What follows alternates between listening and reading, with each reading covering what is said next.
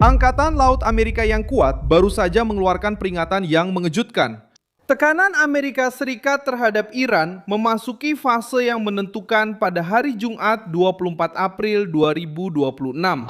Pentagon telah mengonfirmasi bahwa kapal-kapal Iran yang disita, Majestic X dan Tiffany, tetap berada dalam tahanan Amerika bersama dengan awak kapalnya. Menurut Jenderal Duncan, pasukan Amerika Serikat menggunakan helikopter untuk mencapai kapal tersebut. Mereka naik ke kapal, mengambil alih anjungan kapal, dan mulai mengendalikan kapal tersebut. Dan sekarang, operasi ini berkembang jauh lebih besar, karena Washington tidak hanya menargetkan kapal-kapal yang terpisah saja. Ini menyerang jaringan yang menopang minyak, uang, dan pengaruh rezim Iran. Dan disinilah peringatan tentang revolusi Iran 2.0 yang baru mulai muncul. Ketika minyak berhenti, uang mengering. Ketika uang mengering, loyalitas mulai retak. Dan ketika loyalitas retak, di dalam rezim tertutup, kekuasaan pemimpin tertinggi tidak lagi tampak tak tersentuh dan mulai runtuh dari dalam. Saya akan menceritakan semuanya kepada Anda, tapi sekarang Anda pasti ingin berlangganan saluran ini agar tetap mendapatkan informasi terbaru. Informasi secara real time, dengan kualitas jurnalistik terbaik sesuai standar kredibilitas. Milson Alves, yang terjadi adalah seperti berikut. Blokade dimulai pada tanggal 13 April, namun sekarang semakin meluas. Sekretaris Pertahanan Pete Hegseth mengatakan bahwa blokade ini menjadi berskala global. Reuters menunjukkan bahwa menurut Hegseth, tidak ada yang berlayar dari Selat Hormuz kemanapun di dunia tanpa izin dari Angkatan Laut Amerika Serikat. Duncan juga menyatakan bahwa 34 kapal sudah dipaksa untuk kembali sejak operasi dimulai. Dan bahwa Washington siap untuk mencegat kapal-kapal yang menuju ke Iran atau keluar dari wilayah Iran. Ini adalah upaya untuk menghancurkan keuangan rezim. Minyak adalah sumber uang terbesar. Melalui minyak inilah pemerintah membayar struktur-strukturnya, mendukung mesin internalnya, membiayai sekutu-sekutunya, dan menjaga garda revolusi tetap berjalan. Dan disinilah gagasan tentang revolusi Iran 2.0 mulai mendapatkan kekuatan dalam pemberitaan yang beredar. Bukan karena sebuah revolusi lahir dalam semalam, tetapi karena rezim mulai menghadapi tanda-tanda yang mirip dengan yang sebelumnya telah menjatuhkan kekuasaan. Ekonomi yang tertekan, elit yang terpecah, keamanan dalam negeri yang diawasi, dan rakyat yang lelah menanggung beban. Pada tahun 1978 sebelum jatuhnya Shah, sektor minyak mengalami kehancuran akibat pemogokan dan penghentian kerja. Ketika minyak berhenti, uang pun berhenti. Dan ketika uang berhenti, loyalitas di dalam sistem mulai runtuh. Dalam beberapa minggu, struktur yang tampak kokoh itu kehilangan penopangnya. Sekarang, situasinya memang bukan salinan dari periode itu, tapi kemiripannya membuat Teheran khawatir. Sejarah tidak harus terulang, itu cukup untuk menakut-nakuti mereka. Iran saat ini juga bergantung pada minyak dan juga menghadapi krisis kepercayaan. Mereka juga harus mempertahankan mesin keamanan yang efektif. Dan sekarang, ini bukan sekedar cerita. Amerika Serikat benar-benar menyerang jalur yang membawa uang masuk ke dalam sistem. Masalah rezim ini sebenarnya mudah dipahami. Sebuah pemerintahan otoriter bisa bertahan lama dengan rasa takut, propaganda, dan penindasan.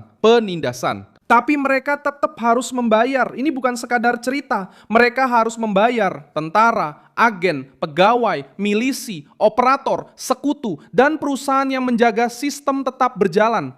Ketika uang itu mulai habis, pertanyaannya pun berubah. Bukan lagi soal apakah rezim bisa menghadapi Washington. Pertanyaannya sekarang adalah apakah rezim bisa menjaga basis pendukungnya tetap patuh. Trump menyadari hal ini dan langsung menyerang. Menurut Axios, Presiden Amerika Serikat memberikan waktu singkat agar faksi-faksi Iran bisa berkoordinasi dan memberikan respons yang koheren. Laporan tersebut menyebutkan bahwa Washington melihat adanya perpecahan antara negosiator sipil dan militer yang terkait dengan garda revolusi. Bahkan ada keraguan tentang siapa yang benar-benar memiliki wewenang untuk menyetujui sebuah kesepakatan. Pejabat Amerika tersebut menyatakan bahwa Trump hanya bersedia memberikan waktu tambahan 3 hingga 5 hari bagi Iran untuk menyelesaikan kekacauan internal ini. Teheran mencoba merespons dengan pidato persatuan. Pejabat Iran menyatakan bahwa tidak ada kaum radikal maupun moderat. Yang ada hanyalah orang Iran dan revolusioner. Semuanya patuh kepada pemimpin tertinggi. Tapi pernyataan itu punya masalah. Pernyataan itu justru mencoba menyangkal apa yang sudah disadari dunia. Ketika sebuah rezim harus menegaskan persatuan dengan suara lantang, itu berarti perpecahan sudah menjadi ancaman politik. Sementara itu, blokade terus diperketat. Armada bayangan yang sebelumnya menjadi jalur pelarian, kini menjadi sasaran langsung. Kapal-kapal biasanya mengganti bendera, menyembunyikan rute, mematikan pelacak, dan menggunakan perusahaan perantara untuk menjual minyak yang terkena sanksi. Gedung Putih juga meningkatkan tekanan ekonomi terhadap para pembeli perantara. Associated Press melaporkan bahwa pemerintahan Trump menjatuhkan sanksi terhadap sebuah kilang besar yang berbasis di Tiongkok dan sekitar 40 perusahaan pelayaran serta kapal tanker yang terlibat dalam pengangkutan minyak Iran. Mendukung sumber pendapatan utama Teheran dan mengisolasi perusahaan-perusahaan yang membantu Iran memindahkan minyaknya. Departemen Keuangan menyatakan akan terus memperketat jaringan kapal perantara dan pembeli yang digunakan oleh rezim tersebut.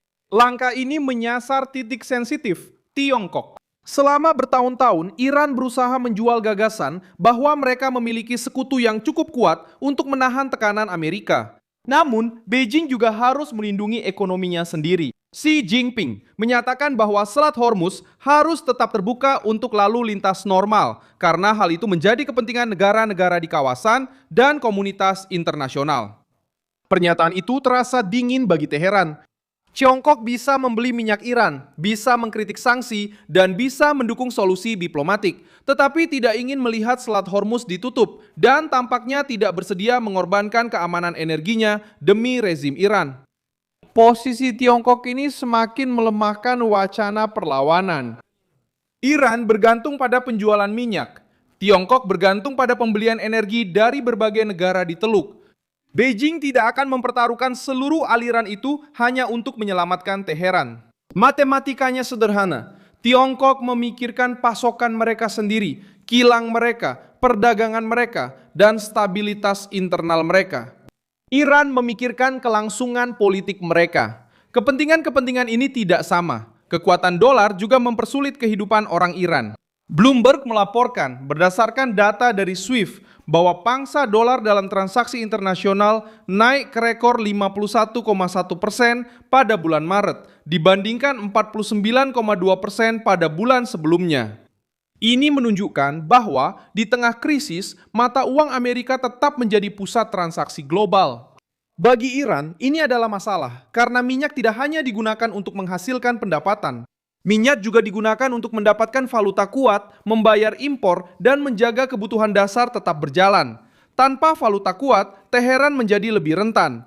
Rezim bisa mencetak mata uangnya sendiri, tapi itu tidak bisa membeli gandum, suku cadang, teknologi, dan produk di pasar internasional dengan kekuatan yang sama. Negara-negara lain menginginkan dolar, euro, atau mata uang yang diterima secara global. Dan jika minyak terhambat, Iran justru kehilangan jalan untuk mendapatkan uang itu. Krisis tidak lagi sekedar propaganda, tapi berubah menjadi tagihan.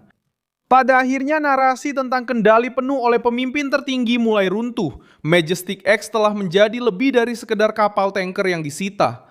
Ini menjadi tanda bahwa Amerika Serikat bersedia mengejar uang Iran dimanapun berada. Dan sekarang Iran menghadapi pertanyaan yang sederhana namun berbahaya. Berapa lama kekaisaran bisa bertahan ketika uang yang menopang kesetiaannya mulai menghilang? Jangan lupa like video ini, subscribe channelnya, dan di akhir nanti cek komentar supaya kamu bisa lebih terlibat dengan komunitas Milson Alves.